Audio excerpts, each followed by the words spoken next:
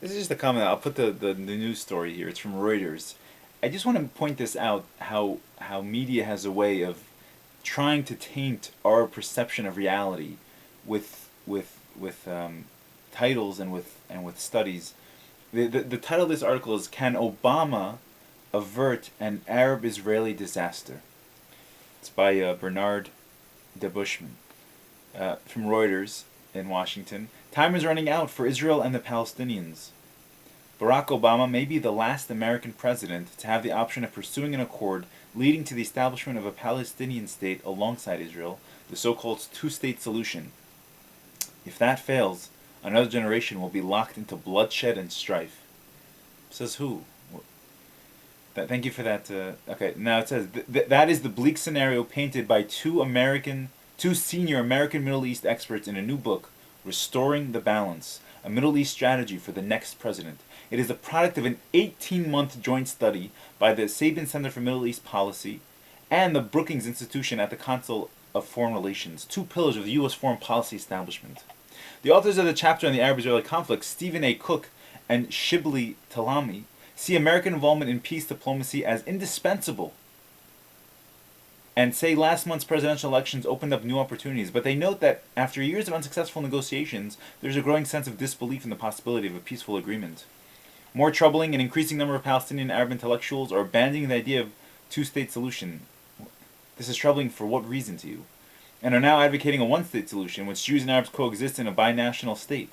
Why is this troubling to Americans? In Israel, some mainstream voices are now arguing that the two-state solution is unachievable. Yeah. Left on its current trajectory, the Arab-Israeli conflict is on the verge of moving into a potentially disastrous phase in which Israelis and Arabs broadly come to believe that the two-state solution is no longer viable. I don't know that they ever believed that it was viable, or if it was just simply an attempt by American propaganda to make us think that there should be two states in that so small region. The authors say, possible consequences of the belief include a third Palestinian Intifada uprising. Thank you for your warm projections, and for giving the benefit of the doubt to the Palestinian people as being people who actually want to live in peace. A unilateral Palestinian declaration of independence. You see that happening how?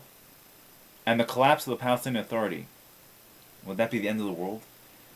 Hamas, the Islamic movement which controls Gaza and is growing in influence on the occupied West Bank, run by the rival Fatah, would be strengthened. Well, they won the popular vote. I mean, to prevent the dire consequences they foresee, the authors say the new U.S. administration must give high priority to peace diplomacy and change policies on key aspects. Pressing Israel to freeze building settlements in the West Bank is high on their list. So is getting Hamas into the negotiating fold as part of a unity government. So far, the U.S. and the European Union brand Hamas a terrorist group that cannot be a negotiating partner. So can Obama do what is necessary to end this impasse? To end the impasse, it is the only alternative a two-state solution renewed large-scale bloodshed. To a two-state solution renewed large-scale bloodshed. Anyway, it goes on to say what Obama might do. You know, again, this goes back to the dropping of the atomic bombs. The only time in history it happened. Twice from the same country. Thank you very much, America. And this belief that might makes right, and that because we drop these bombs, now we get to dictate what happens on the other side of the world. And if you look at the history of the Cold War, you'll see nothing but the American government trying to make coups in different places and trying to have their version of, I call it American Hellenism, their culture, their society, their democracy, their capitalism, which they see as God's gift all over the planet. For whatever reasons, communism became a dirty word, socialism a dirty word. Like in Iran, like if someone wants to live under Islamic law, it's like, God forbid. All of a sudden America is right, and might make right, so we're going to push. One thing that history does clearly illustrate is that no matter how much American leaders try to force Semitic people, the Jews and the Arabs, and even their leaders, quote unquote, onto the lawn of the White House for what they view as a symbolic handshake for peace, or into Camp David for what they see as historically significant peace accords. No matter how much of this happens, this transpires, peace is not the result. And the reason is simple. You're trying to implant American values into a part of the world that has clearly rejected American values. Israel, by its nature, by its declaration, is much more of a socialist state than America. And the religion of Judaism and the religion of Islam is so antithetical to Christianity. It's revolting. It's revolting. The Christians are people who literally eat anything on this earth. They restrict themselves nothing. They can eat insects, they can eat pig, they can eat whatever they want because their man died. While the Jews and Muslims are strict in their diet. Jews pray 3 times a day, on Yom Kippur 5 times one day, on Shabbos 4 times, and many days 4 times. Arabs 5 times every day. Arabs take Islam. They take on a whole month, about 29 or 28 days, up to 36 days possibly of fasting. And this is our society. This is our culture. This is where we live. This is called the Middle East. This is God's land.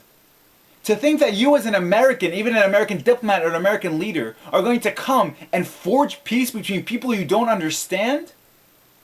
Can Obama avert an Arab-Israeli? What role does he have in averting an Arab-Israeli? That's not his part of the world. That's not what he's responsible for.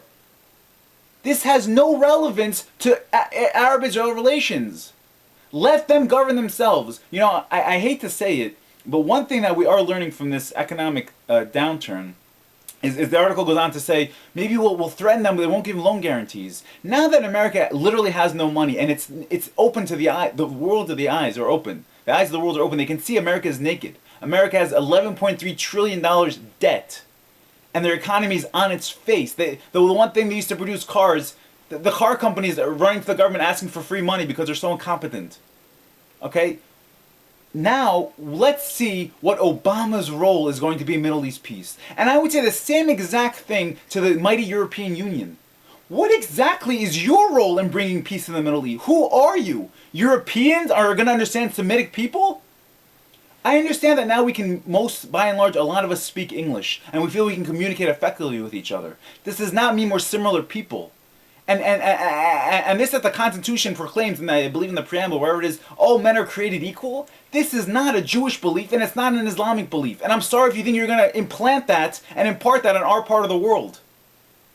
The land of Israel, that land is for the descendants of Abraham, okay? As mentioned in the Torah, in the Bible, in God's testament to man. And that's the way it's going to be forever. Don't think that Obama has some kind of responsibility to step his nose into Middle East politics, or the European Union, or South America, or anyone else. Let them deal with their issues. They know who their populace is. They know the cultures there. They know the tensions there. They know the realities. They're not basing it off some news stories and propaganda and anti-Semitism. Hatred of Jews and Islam. I'm welcome to comments via personal message, but my point is basically keep your nose where it belongs. Try to rebuild your own little country and try to rebuild the European Union. Don't get involved where you don't belong. You have no right to be there and no right to make judgments on us in the Middle East. Thanks so much, and God bless.